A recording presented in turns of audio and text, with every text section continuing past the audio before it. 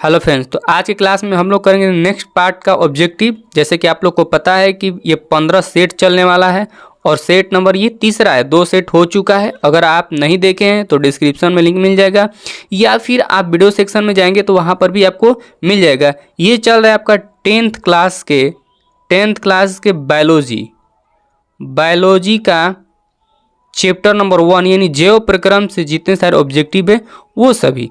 चलिए तो आइए देखते हैं कि पार्ट नंबर 3 में आपका पहला क्वेश्चन है कि सजीव में निम्न में कौन जैव प्रक्रम पाए जाते हैं।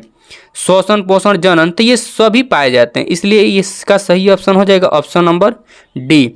अगर आपको पहले से इस क्वेश्चन का आंसर पता है तो आप कमेंट में लिख सकते हैं, यानी कि अगर आपको कमेंट करना है तो 2 का ए ऐसे लिख सकते हैं, ये 2 का बी ऐसे लिख सकते हैं। चलिए तो नेक्स्ट क्वेश्चन है कि मूल रोम पाए जाते हैं जड़ में, तना में, दोनों में या इनमें से कोई नहीं, तो इसका सही ऑप्शन हो जाएगा ऑप्शन नंबर ए जड़ में। चलिए नेक्स्ट क्वेश्चन पे चलते हैं। नेक्स्ट क्वेश्चन कह रहा है हमारा कि मनुष्य में कार्बन डाइऑक्साइड का उत्सर्जन किससे होता है, यानी कार्बन डाइऑक्साइड CO2 का उत्सर्जन किससे होता है। वृक्क से, त्वचा से, फेफड़ा से या यकृत से। तो आपको पता है कि इसका सही ऑप्शन हो जाएगा ऑप्शन नंबर सी, फेफड़ा से। चलिए नेक्स्ट क्वेश्चन पे चलते हैं। आपका अगला क्वेश्चन, अमीबा अपना भोजन पकड़ता है किससे पकड़ता है। ऐसे रहता है, ये एक कोशिकीय जीव है, यहाँ पर केंद्रक होता है और इसमें रसदानी, बीच बीच में रसदानी होता है और रिक्तिकाएं होती है कुछ कुछ। तो ये होता है इसका कूटपाद। क्या होता है? कूटपाद। और इसी की सहायता से वो भोजन को पकड़ता है और इसमें भोजन रसधानी में क्या करता है, उसको पचा देता है। तो यहाँ बात है पकड़ने की, तो इसलिए इसका सही ऑप्शन हो जाएगा ऑप्शन नंबर ए, कूटपाद। चलिए नेक्स्ट क्वेश्चन पे चलते हैं। रेजिन किस पौधे का उत्सर्जी पदार्थ है। बबूल, कनेर, पीपल या चीड़। तो इसका सही ऑप्शन हो जाएगा ऑप्शन नंबर डी, चीड़। बबूल से होता है आपका गोंद। क्या होता है उत्सर्जी पदार्थ? गोंद होता है। कनेर से होता है लेटेक्स यानी कि जिस पौधे से दूधिया जैसा पदार्थ आपको निकलता हो दिखाई दे तो उसे लेटेक्स कहते हैं। तो कनेर से दूध जैसा निकलता है इसलिए लेटेक्स। पीपल में भी क्या हो जाएगा? लेटेक्स। तो रेजिन किससे निकलता है? चीड़ से। चलिए नेक्स्ट क्वेश्चन पे आते हैं हम लोग। पराग नलिका का बीजांड की ओर वृद्धि करना किस प्रकार का अनुवर्तन है। एंजाइम, रसायन या प्लाज्मा रसायन अनुवर्तन। तो इसका सही ऑप्शन हो जाएगा ऑप्शन नंबर डी, रसायन अनुवर्तन। चलिए नेक्स्ट क्वेश्चन पे चलते हैं। निम्नलिखित में कौन सा पदार्थ अमोनिया के साथ मिलकर यूरिया बनाता है, यानी अमोनिया के साथ मिलकर क्या बना देता है?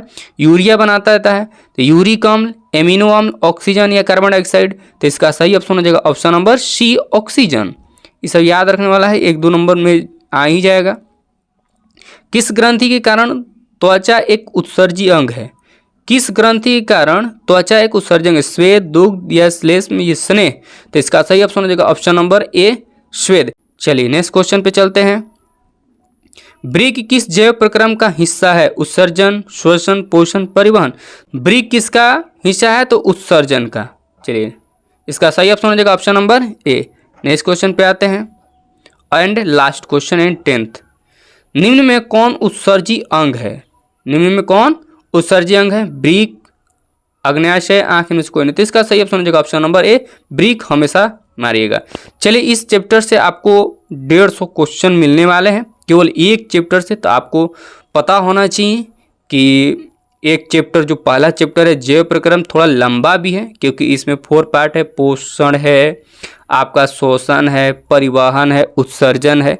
तो इस कारण से थोड़ा सा लंबा हो जाता है। अगर आप भारतीय वन को फॉलो कर रहे होंगे तो वो तो 4 पार्ट तक के लेके चला जाता है, छोटा छोटा पार्ट करके दे रखा है।